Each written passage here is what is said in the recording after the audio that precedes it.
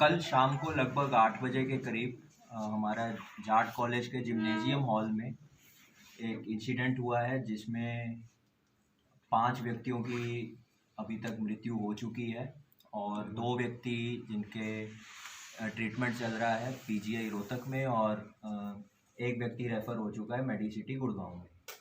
अभी तक की जो हमारी प्राइमा फेसी जानकारी एकत्रित हुई है वो ये हुई है कि ये जो 5 व्यक्ति थे ये सभी स्पोर्ट्स पर्सन थे, कुछ कोचिंग का काम करते थे, कुछ स्पोर्ट्स बेसिस पे रेलवेज़ और अन्य विभागों में सर्विस करते थे।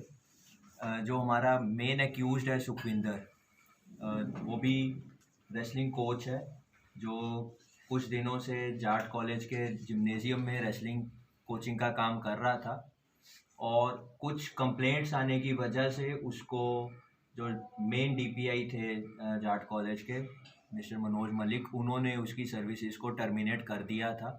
प्राइमा फेसी यही पता चला है कि इसी रंजिश की वजह से उसने कल यहाँ पर आकर इस घटना को अंजाम दिया है। ये बहुत सीरियस इंसिडेंट हुआ है यहाँ पर क्राइम का।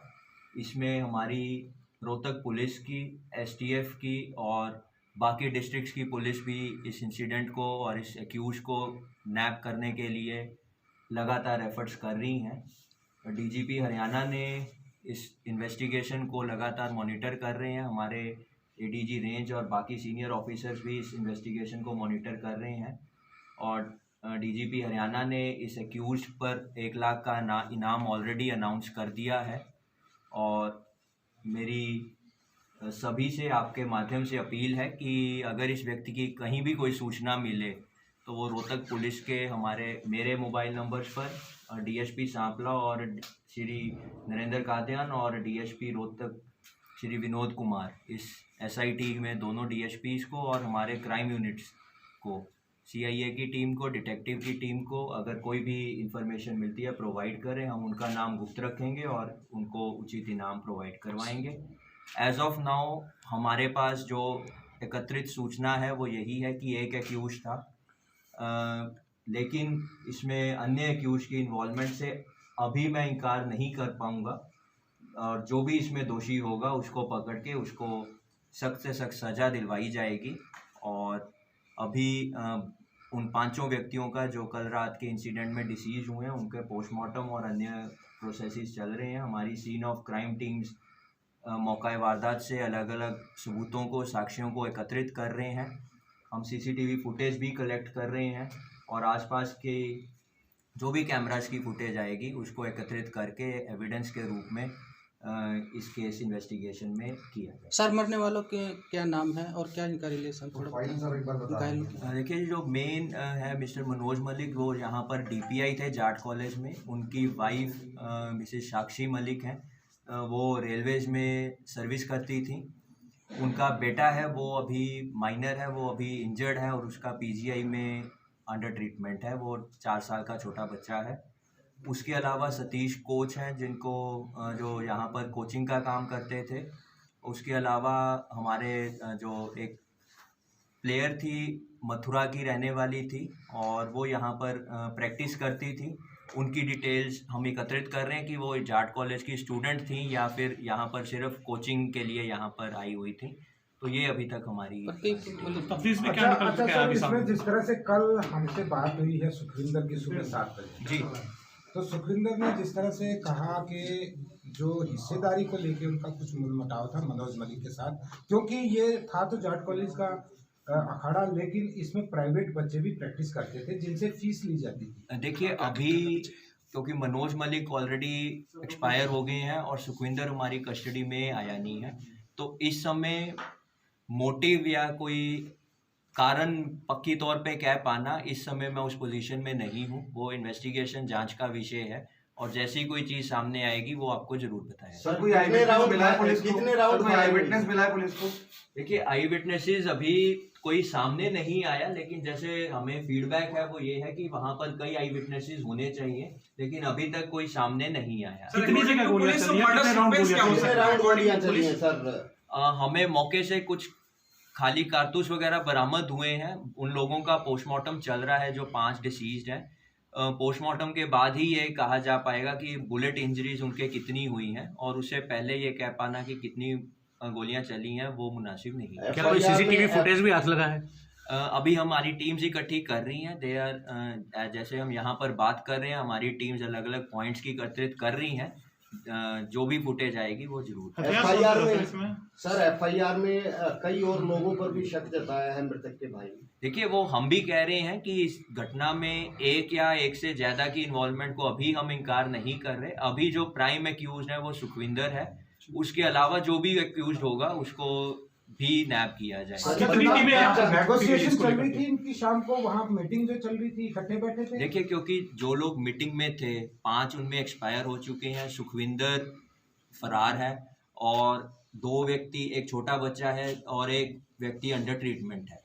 तो मौके पर जो भी नेगोशिएशंस थी या उसने बाहर से आके हमला किया है वो इस समय बता पाना मेरे लिए उचित नहीं होगा। वो हमारी जांच करेगी। सर, जिस तरह से रोहतक में जिस तरह वारदात हुई है, आरोपी फरार हो गया, क्या पुलिस की नाकेबंदी नहीं थी? क्या लापरवाही नहीं है? देखिए, जैसे हमारी टीम्स इसमें काम कर रही हैं तो हमारे पास इस समय कई तरह की इंफॉर्मेशन है जो इस समय मैं अंडर इन्वेस्टिगेशन होने के नाते शेयर नहीं कर पाऊंगा कि ये इंसिडेंट कितने बजे हुआ है, कब पुलिस को इंटीमेशन आई है, कब हमारी टीम मौके पर पहुंची है। क्योंकि अगर हम हमारे कंट्रोल रूम्स के लॉग के हिसाब से चलें तो 8:10 पर हमें कॉल आई है और लगभग 8:30 बजे तक हमारी सभी टीम्स मौके पर और डिस्ट्रिक्ट सील कर दिया गया था। अब इंसिडेंट कब हुआ है वो मेन एक्यूज के नैब होने के बाद ही पता। कितनी टीमें गठित की गई हैं? एक गोली तो शायद एंट्री की उधर मारी गई है ना, एक को जो घायल है उसे। देखिए, वो घायल की अभी हमारी टीम स्टेटमेंट लेने के लिए गई हुई है, तो जैसे ही वो स्टेटमेंट देगा उसके बाद क्लियर होगा। बच्चे की कैसी हालत है? बच्चा अभी क्रिटिकल है, लेकिन हमारी पीजीआई प्रशासन से भी बात हुई है। जो भी बेस्ट पॉसिबल हेल्थ फैसिलिटीज उस बच्चे को दी जा सकती हैं वो उसको दी जा रही हैं। और मेरी ईश्वर से भी कामना है और अपनी पीजीआई की टीम पर भी हमें पूरा भरोसा है कि जो भी बेस्ट पॉसिबल बच्चे के लिए होगा वो किया जाए। जब तक मेन एक्यूज नैब नहीं हो जाता है तब तक मेरे लिए मोटिव सामने उचित भी नहीं होगा और मुनासिब भी नहीं। सर, मर्डर सीक्वेंस कुछ लगता है वो हमारी सीन ऑफ क्राइम टीम्स मौके पर है, जैसे ही वो होगी वो व्हील शेयर। नहीं मैं इस मौके पर ये बात नहीं कह पाऊंगा कि वो बैठक में था या बाहर से आया था या उसको बुलाया गया था। इस समय हमारे लिए ये कह पाना। क्या वो सस्पेंड हुआ था इस वजह से मीटिंग चल रही थी? मीटिंग का क्या पर्पस था? मैडम, मीटिंग थी या बच्चे वहाँ प्रैक्टिस करने के बाद इकट्ठे हो रहे थे, क्योंकि वो बेसिकली रूम्स हैं जहाँ पर वो रेस्ट करते हैं और चेंजिंग रूम्स हैं। तो वहाँ पर वो मीटिंग कर रहे थे, प्रैक्टिस करने के बाद फ्रेश हो रहे थे, क्या कर रहे थे। इस समय हमारे लिए में ये सामने आया है कि गोहाना का जहाँ का वो रहने वाला था वहाँ पर उसके पास कोई लाइसेंस वेपन नहीं था, इशू नहीं था, पुलिस के रिकॉर्ड्स में वहाँ नहीं मिला है।